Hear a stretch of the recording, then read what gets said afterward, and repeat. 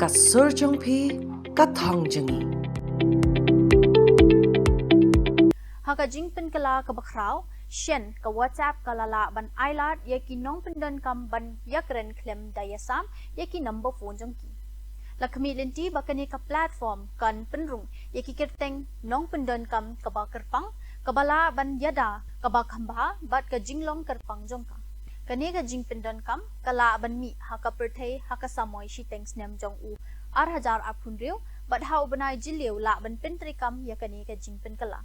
Kani ka jingyat chaprang kan penyarengkat ya ka WhatsApp bat ya ka jingyakop kum ka Telegram bat Signal ki bala don lupa ha ka rukom pha message daki username.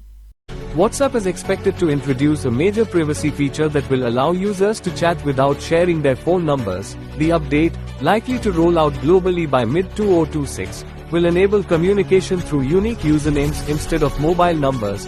This means users will be able to send messages and make voice or video calls without revealing personal contact details. The move is aimed at enhancing user privacy and brings WhatsApp in line with competing platforms like Telegram and Signal, which already offer similar features.